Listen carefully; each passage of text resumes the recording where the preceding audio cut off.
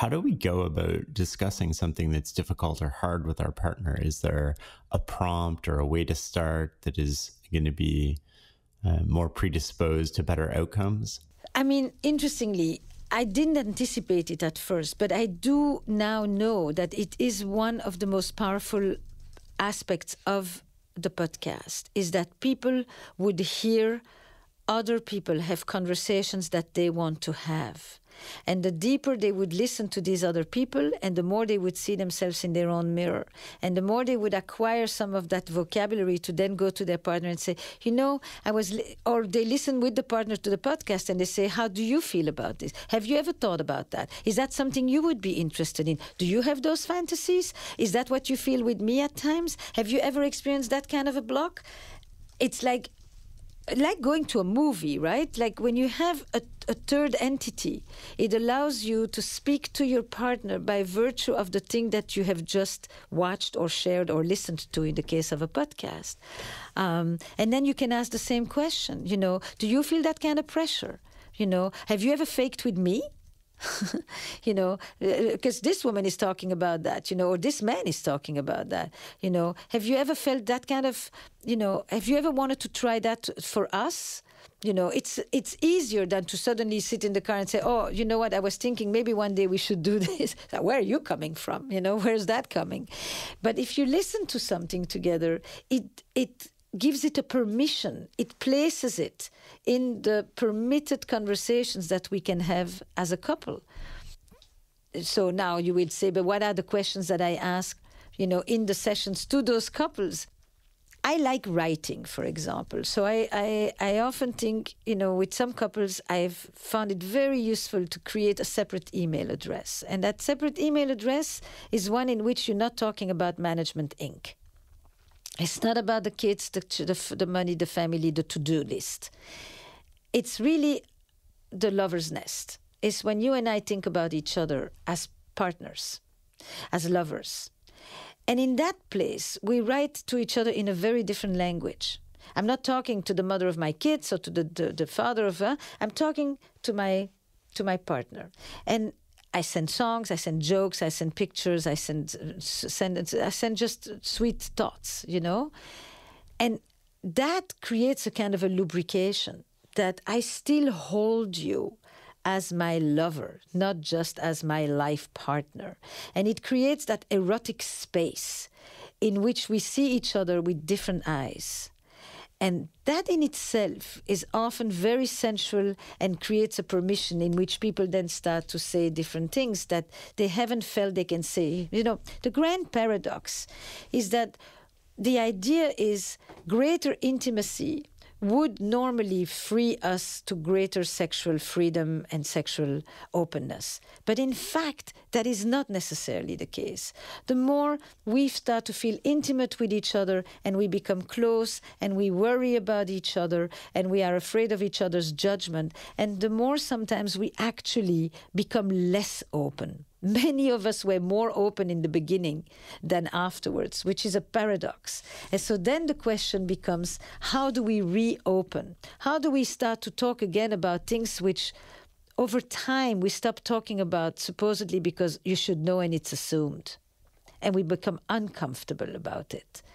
And I think that what my sessions are about, and what I think I do actually in the podcast as well, is show how you make two people who think they know a lot suddenly listen to each other again and realize that the one that is next to you is actually forever somewhat mysterious and elusive if you just want to remain curious.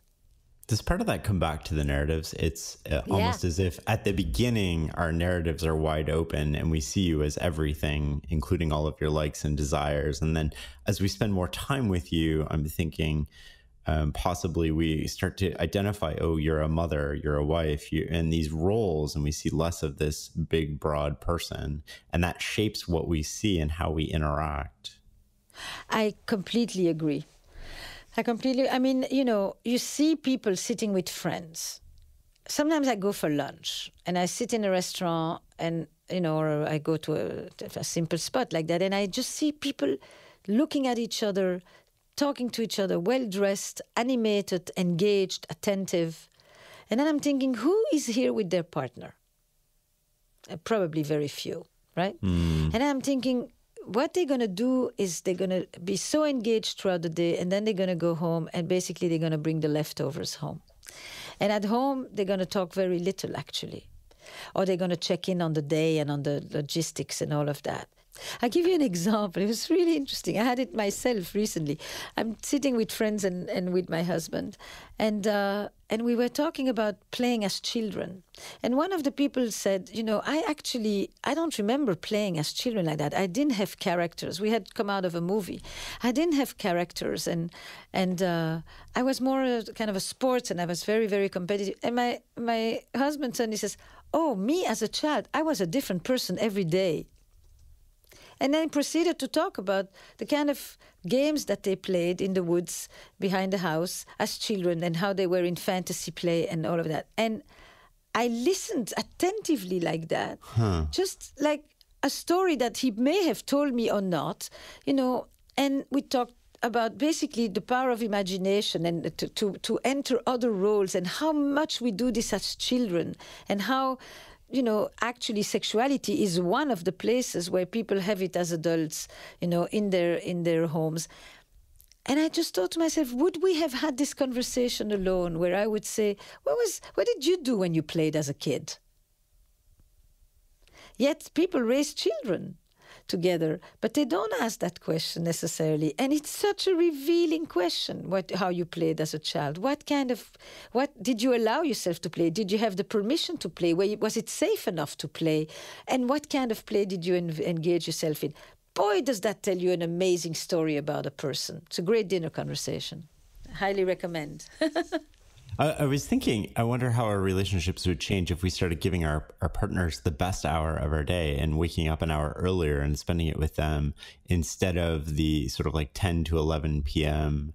leftovers, as you called it. I wonder if we went to bed an hour earlier and woke up an hour earlier and spent that time with our partners, how that would change our relationships, when we'd be the most alert and the most attentive and probably the most curious. Massive. I mean, that's been studied. And we know that couples that have rituals, every Wednesday at 5 o'clock we meet in a bar and have a drink. Every Tuesday we have lunch. Every month we leave a night away.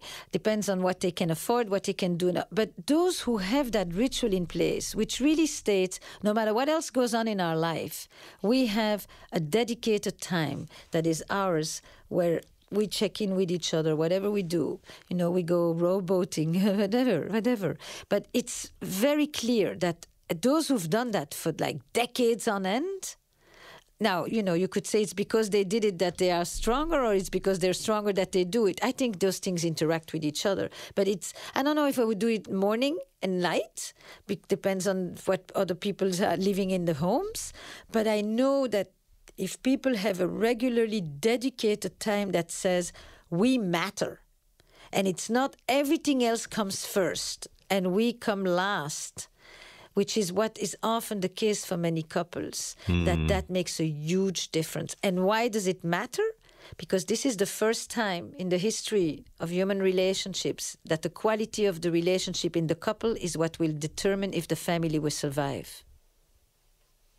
Oh, that's interesting. For most of history, family life existed regardless of if the couple gets along or doesn't. At this point, your family will exist if the couple is relatively content, depending on that. So if you invest in the couple, you actually preserve the family. And what people do is they put all the energy in the family when there is family, or in the work, or in everything else, and the couple is often left gasping on the vine.